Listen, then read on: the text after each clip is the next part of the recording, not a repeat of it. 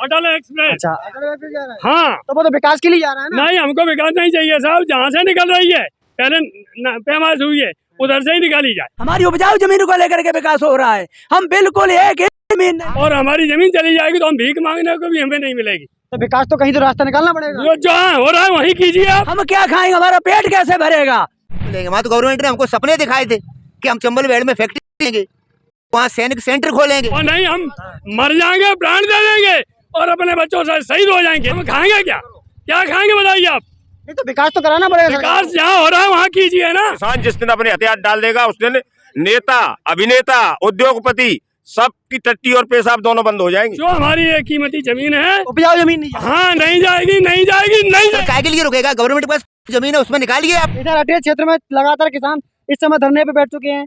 इनकी साफ मांग है कि सरकार हमारी भूमि उपजाऊ जमीन को अटल प्रोग्रेस में लेकर बर्बाद करने लगी है। विकास विनाश की जड़ बता रहे हैं, हम यहाँ धरने पे बैठे हैं। हम बात करेंगे किसानों से, आगे क्या वजह है जो विकास कोई रोड़ा बन रहे हैं ये किसान, या फिर सरकार इनकी रोड़ा बना रही है उपजाऊ जमीन के लेकर। क्यों बैठे आप लोग? हमारी जमीन जा रही है साहब। कौन सी जमीन जा रही है? उदोतगढ़। कहाँ में जा रही है जमीन? कहाँ में? ये हाईवे रोड निकल रहा है इसमें, अटल एक्सप्रेस। अच्छा, अटल एक्सप्रेस जा रहा है। हाँ, तो वो तो विकास के लिए जा रहा है ना। नहीं हमको विकास नहीं चाहिए साहब, जहाँ से निकल रही है पहले पैमाश हुई है उधर से ही निकाली जाए। तो इसमें क्या दिक्कत है? पहले इसमें दिक्कत ये है कि 5 बीघा कच्चा खेत हमारे पास, हमारे 2 बच्चे हैं और हम एक बच्चा और हम विकलांग हैं, और हमारी जमीन चली जाएगी तो हम भीख मांगने को भी हमें नहीं मिलेगी। तो विकास तो कहीं तो रास्ता निकालना पड़ेगा। जो जहाँ हो रहा है वहीं कीजिए आप। हाँ, वहाँ फालतू है और कटाव भी रुकेगा उससे, वो भी है। और ये तो हमारी बहुमूल्य जमीन है जिसकी कोई कितनी जमीन जा रही जमीन जा रही है आपकी? है। कितनी जमीन जा रही हमारी जा रही है, हम कम से कम तो 8 भाई और 30 बीघा जमीन जा रही है। है? ये बताइए तो अभी कहाँ से निकाला जा रहा है अटल अभी प्रोग्रेस? निकाला जा रहा है चंबल एक्सप्रेस, ये हमारे इधर से होके कौन से गाँव से? कौन से गाँव? उदोतगढ़ होते हुए नंगल होते हुए ऐसे आ रही है। अच्छा, हाँ। तो अब आप क्या चाहते हैं कि ऐसे चंबल होते हुए निकले? हाँ, जो पहले पैमाश हुई है वही निकाली जाए। और नहीं, हम मर जाएंगे, प्राण दे देंगे और अपने बच्चों से शहीद हो जाएंगे खेत के ऊपर। और जमीन नहीं जाने, हम खाएंगे क्या, क्या खाएंगे बताइए आप। नहीं तो विकास तो कराना पड़ेगा। विकास जहाँ हो रहा है वहाँ कीजिए ना। सरकार तो विकास करा रही है। से हाँ, सरकार विकास करा रही है तो उधर विकास करो, इधर किसान को मार दो। ये क्या विकास है? ये कोई विकास है? विकास वाली बात नहीं है। विकास कीजिए, विकास कोई नहीं रोक रहा है, परंतु जो हमारी ये कीमती जमीन है उपजाऊ जमीन नहीं। हाँ नहीं जाएगी, नहीं जाएगी, नहीं जाएगी। उपजाऊ जमीन को लेकर यहाँ विरोध प्रदर्शन हो रहा है। हमारी जमीन जो उपजाऊ जमीन है वो उसको सरकार बर्बाद करने पे तुली है। सरकार कर रही है बर्बाद। नहीं, विकास बर्बादी हो रही है। विकास क्या है? उस विकास से हम क्या करेंगे? विकास ये नहीं था पहले, चंबल के बेड़ से जो निकल रही थी वहाँ भी कहीं होता था। हमारी उपजाऊ जमीन को लेकर के विकास हो रहा है, हम बिल्कुल एक जमीन। आप लोग के रहने वाले गाँव में गाँव में विकसित नहीं होगा। बच्चे क्या खाएंगे, हम क्या खाएंगे, हमारा पेट कैसे भरेगा। आजकल खर्चा, डिजिटल जमाना है, खर्चा इतना बढ़ गया है कि आजकल जो पहले के हमारे पुरखे थे वो बेचारे सूखी चना की रोटी खाते थे। इसमें पूरी समतल भूमि जा रही है। हाँ, इसमें जो है बिल्कुल जमीन नहीं है। अगर निकालना था तो चंबल वे वालते किनारे, चंबल के किनारे, वहाँ 75% जमीन जो है वो गवर्नमेंट की है, 25% किसान की है, वहाँ कोई फर्क नहीं पड़ता। और डकैत समस्या वो हल होती, जमीन समतलीकरण होता तो हमारा नुकसान नहीं है, हमारा कटाव रुकता। हमारे यहाँ तो परेशानी 2-2 बीघा जमीन किसान आई क्या खाएगा, मर जाएगा। डकैत डकैत ने जो किया था वो होने का है। किसान गोलियां खाएंगे लेकिन जमीन नहीं जाने देंगे। तो ये तो ऐसा तो विकास रोड़ा बन विकास रुकेगा, सरकार के लिए रुकेगा, गवर्नमेंट के पास जमीन है उसमें निकालिए आप। नहीं तो पिछली बार जो निकाला गया था नहीं, वहाँ सर्वे कैसे हुआ, वहाँ हो गया, कर्मचारी लगे रहते, सारी जमीन जो बड़ी है वहाँ करिए आप। वहाँ जो है फैक्ट्री, वो जो वहाँ फैक्ट्री खोल रहे थे, यहाँ तो फैक्ट्री कहाँ खोलेंगे। वहाँ तो गवर्नमेंट ने हमको सपने दिखाए थे कि हम चंबल बेड़ में फैक्ट्री देंगे, वहाँ सैनिक सेंटर खोलेंगे, सारी जमीन लेंगे। इसके अलावा क्या है, जैसे किसान जो सिंचाई वहाँ भी मंजूरी नहीं दी थी, धौलपुर में दे दी, भरतपुर में दे दी, हर जगह दे दी। यहाँ क्यों नहीं दे, इसके लिए क्यों नहीं दे रहे पर्यावरण मंजूरी? आप क्या कहेंगे? कुछ कहेंगे आप? क्या हम तो यही कहेंगे कि अगर हम लोगों किसान ही मर गए तो फिर देश को कौन चलाएगा? विकास देश को कौन चलाएगा? देश को कौन चलाएगा? कौन चलाएगा? जब देश को कौन चलाएगा? जब लड़के ही नहीं रहेंगे, बच्चे ही नहीं रहेंगे, पढ़ेंगे लिखेंगे नहीं, हमारे पास इतना पैसा नहीं रहेगा तो हम कैसे देश को चलवाएंगे? हमारे पास इतनी पेट भरने के लिए जगह नहीं है बच्चों के लिए। जब जमीन जो है उपजाऊ वो सब चली जाएगी, फिर हमारे बच्चे आगे कैसे बढ़ेंगे? कैसे देश का विकास होगा? क्योंकि जो युवा वर्ग है ना, उसके कंधों पर ही भारत का ये भार है। जब वो ही नहीं रहेंगे तो फिर ये विकास होगा कैसे? ये क्या लग रहा है आपको, सरकार सुनेगी आपकी? अब ये तो सब हम अपना आंदोलन है, हमारा यहाँ पे मरने तक यहाँ पे हम जो है धरना प्रदर्शन करते रहेंगे। अब सरकार सुने, ये सरकार का काम है। क्या कह रहे हैं आप, क्या कह रहे हैं आप, कुछ कह रहे थे? हम ये कह रहे हैं, आप पूछ रहे थे सरकार कौन चला रहा है।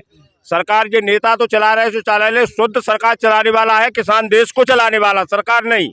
अभी मद्दा की मार पड़ती है तो हमारे देश के किसान के ही मारे, जो मद्दा की मार से बचा है हिंदुस्तान। अगर किसान जिस दिन अपने हथियार डाल देगा उस दिन नेता, अभिनेता, उद्योगपति सबकी टट्टी और पेशाब दोनों बंद हो जाएंगे। किसान का हथियार डला कौन रही है? सरकार। कौन सरकार के हथियार डाल रही है? किसान का हथियार कौन डलवा रहा है? किसान की सरकार है, डरवा देंगे। यहाँ हम इतने गांव प्रभावित हैं, 300 हेक्टेयर जमीन जा रही है किसानों की। वैसे भी हमारे किसान यहाँ त्रस्त हैं गौ माता से, बन के क्या कहते हैं पहाड़ों से और जंगली सुअरों से। वैसे भी किसान की बहुत बुरी हालत है, देखेंगे आप तो फेंसिंग लगी हुई होगी, उसको भी नहीं मार रहे हैं। उसके बाद भी गाय से त्रस्त बता रहा है। गाय किसकी है, हमारी है या सरकार की? भले ही हमारी है, लेकिन पड़ रहे हमारे को दिखाई दे रहा है। तो ढीलता कौन है? सरकार ढील लेगी आप लोग? नहीं, हम ही ढील रहे हैं। तो फिर उसको रखेगा कौन? नहीं रखेंगे हम भी, लेकिन कुछ लोग ऐसे हैं, गांव की समस्या तो आप जानते हैं किस प्रकार के लोग रहते हैं। कुछ लोग तो उन्हीं से जीविका चला रहे हैं, 2 ढीली 1 बांधली। तो इसका जिम्मेदार इसका कौन है? जिम्मेदार तो हम गाँव वासी ही हैं, लेकिन अगर सरकार चाहे तो उसमें भी, उसके लिए भी हमने एक मांग रखी है, हमारा बहुत दिनों से चल रहा है कि चंबल के पेड़ काफ़ी बहुत जगह में पड़े हैं, तो उनमें एक गौ अभ्यारण्य बनवाया जाए। इससे हमारे किसान भी सुरक्षित हो जाएंगे और गौ माता भी सुरक्षित रहेगी। हाँ, अब उस टॉपिक पे न जाएं, इस पे ही रहे आप, क्योंकि हमारे जो किसान हैं 3000 हेक्टेयर भूमि जा रही है, बिल्कुल बहुफसली, 2-2, 3-3 फसल ले रहा है किसान, अपना गुजारा कर रहा है। तो मेरा निवेदन ये है सरकार से कि ये जहाँ पहले पैमाइश हुई थी वहीं पर डाली जाए, न कि किसानों की छाती पे होकर निकाली जाए। पहले पैमाइश जो हुई थी वो रूट भी निर्धारित किए गए थे, लेकिन तब आप ही लोग रोड पे बैठ गए थे, आप विरोध करने लगे थे सरकार का। सिर्फ एक गांव था, वो रानीपुरा के नाम से एक गांव था। एक गांव क्यों था? कई गांव अटे क्षेत्र में ऐसे है जो कि नहीं, उन्होंने कहीं कोई विरोध नहीं किया है। अटे क्षेत्र में हमारे जानकारी में तो किसी ने विरोध नहीं किया है। सिर्फ एक गांव था, वो बरही के पास है, रानीपुरा। अच्छा। वहाँ किसानों से तालमेल हो गया था, सरकार ने ये बोला था कि हम 2 गुनी जमीन देंगे और उसको प्रोग्रेस करके, तो किसान राजी हो गए थे। राजी हो गए। हाँ, अब क्या दिक्कत आ रही है आपको? अब दिक्कत ये आ रही है कि वहीं ले जाई जाए। अच्छा, आपको क्या दिक्कत है भाई साहब, आप बताओ। हमें दिक्कत यही है कि ये हमारी अटल एक्सप्रेस पे जो हमारे यानी खेतों से जो हमारी उपजाऊ ज़मीन है, इस खेती को ख़त्म करके और वहाँ पे उसको वहाँ पे निकाला जा रहा है। जैसे अगर चंबल में निकालते, चंबल के बगल से, तो वो ज़मीन उपजाऊ नहीं थी, वो या वो 2 गुनी ज़मीन दे देते या 3 गुनी दे देते या बराबर की बराबर दे देते, फिर भी हमारी उससे जीविका हो सकती थी वहाँ से, क्योंकि उसमें कुछ होता नहीं है। और ये हमारी ज़मीन है, इसमें हम 3-3 फसलें ले रहे हैं और इस ज़मीन से निकाली जा रही है।